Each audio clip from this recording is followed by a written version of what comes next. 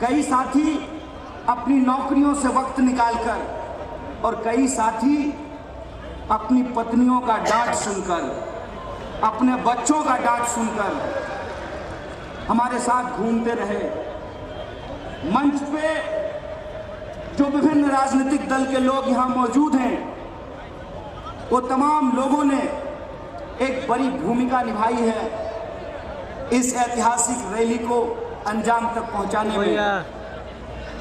Congress party के senior विधायक अवधेश बाबू यहाँ आए थे, हमारी गाड़ी के साथ उनका भी गाड़ी फोड़ दिया था। वो तमाम पत्थर जो हमारी यात्रा के ऊपर चलाए गए हैं, उस कातिलाना हमले के वक्त भी शकील भाई एक बड़े भाई की तरह जेएनयू के पुराने प्रेसिडेंट की जो भूमिका हो सकती है, उस भूमिका को वो निभाते रहे, सब लोग साथ खड़े रहे। आप मैं सबका आभार व्यक्त करना चाहता हूँ।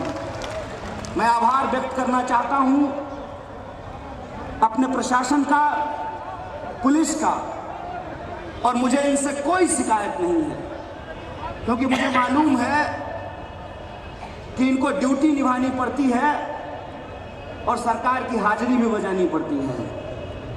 मुझे मालूम है कि तमाम कठिनाइयों के बावजूद हमारी सभाएं हुई, परमिशन आखिरी मौके पर कैंसिल कर दिया जाता था, तो लोगों ने अपने खेत का फसल उखाड़ करके, मधेपुरा में खेत का फसल उखाड़ करके लोगों ने आम सभा कराई। उस किसान को मैं यहां से सलाम पेश करना चाहता हूं। वो एक एक जवान जो पुलिस की वर्दी पहना हुआ है, जब हमारे ऊपर पत्थर चलते थे तो सर उस जवान का भी फूट सकता था। वो अंगरक्षक के तौर पे बिहार पुलिस के जो जवान हमारे साथ रहे हैं, मैं उनको आभार व्यक्त करना चाहता हूं। मैं आभार व्यक्त करना चाहता हूं बिहार की मीडिया का। हम जानते हैं दिल्ली से आपको बहुत दबाव होता है, फिर भी आपने खबर लगाई, इसके लिए हम आपको अपना आभार व्यक्त करते हैं, आपको धन्यवाद करते हैं। और मैं विशेष रूप से धन्यवाद अर्पित करना चाहता हूं CANRC NPR विरोधी संघर्ष मोर्चा का, क्योंकि आप तमाम लोगों को यह एहसास हो गया होगा कि ये कन्हैया की रैली नहीं है। ये मार्केट में भ्रम था। बहुत सारे लोग कह रहे थे कि विधानसभा चुनाव की तैयारी हो रही है। दोस्त, देश बचेगा, बिहार बचेगा, संविधान बचेगा, तब न चुनाव होगा। ये एक व्यक्ति की रैली नहीं है। CANRC NPR विरोधी संघर्ष मोर्चे के वो तमाम लोग और एक आवाज पे अपना काम छोड़कर तुषार गांधी, मेधा पाटकर, कन्नन गोपीनाथन, सारिका चौधरी, शाहनवाज भाई, वो तमाम लोग जो यहाँ आए हैं कि देश में जो चल रहा है उसका जो उथल पुथल है, उसका जो दर्द है, वो दर्द सोने नहीं दे रहा है। इसीलिए आप सबसे माफी मांगते हुए मैं आपसे ये गुजारिश करता हूं कि हो सकता है कि इस अवस्था में मेरे शब्द किसी को बुरा लग जाए, किसी को पसंद ना आए, तो ये राजनीतिक तकरीर नहीं है, ये राजनीतिक भाषण नहीं है। ये सोच करके उसको माफ कर दीजिएगा।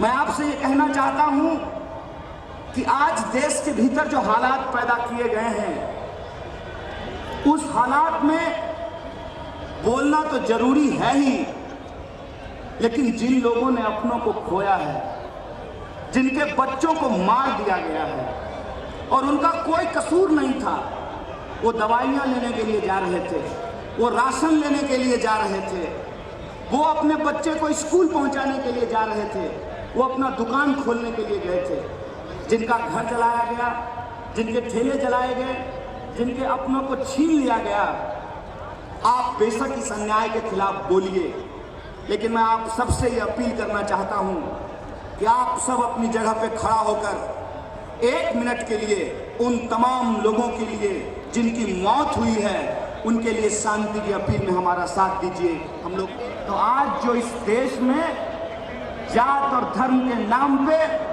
जो नफरत फैलाई जा रही है, इंसानों को जो इंसान से बांटा जा रहा है, आपको लगता है कि यह देशभक्ति है? अगर आपको नहीं लगता है कि यह देशभक्ति है तो आप इसका विरोध करेंगे, और आप जब इसका विरोध करेंगे तब आपको अपनी नौकरी गंवानी पड़ सकती है। और एक आईएएस ऑफिसर कन्नन गोपीनाथन आज हमारे बीच में बैठे हुए हैं, देख लीजिए। अगर आप इसका विरोध करेंगे तो आप पत्रकार होते हुए अपनी नौकरी से हाथ धो सकते हैं। सैकड़ों पत्रकारों को सच्चाई लिखने के चलते उनकी नौकरियों से बाहर कर दिया गया है। आप अगर सच लिखेंगे, सच बोलेंगे तो आपको देशद्रोही कहा जाएगा और फर्जी मुकदमे लगा करके आपको जेलों में बंद कर दिया जाएगा। देश के तमाम युवा नेताओं को आप देख लीजिए, डॉक्टर कफील खान से लेकर के वो तमाम लोग जो आज सच बोलते हैं, आज उनको जेलों में बंद करके छोड़ दिया गया है। ये जो हालात देश के भीतर पैदा किए गए हैं, इस हालात में हम तमाम लोगों को एक बात समझने की जरूरत है कि बड़ी चालाकी से जो हमारी लड़ाई है, जो हमारा सवाल, आपको क्या लगता है आप हमको अपनी नफरत से डरा देंगे? आप भुलावे में हैं। हम गांधी को मानने वाले लोग हैं और गांधी जी के प्रपोत्र आज हमारे मंच पर बैठे हुए हैं। ये इस बात की शिनाख्त है, देख लीजिए। हम इस देश में आप तमाम लोगों को याद दिलाना चाहते हैं कि यही नफरत, जो नफरत आज इस देश के भीतर बोई जा रही है, इसी नफरत का नतीजा था कि इस खूबसूरत देश को दो हिस्सों में बांट दिया गया। उस वक्त भी अंग्रेजों ने बड़ी चालाकी से गाय का मांस मंदिरों में फिटवाकर, सूअर का मांस मस्जिदों में फिटवाकर हिंदुस्तानियों को आपस में लड़ाया, भारतीयों को आपस में लड़ाया और फूट डालो राज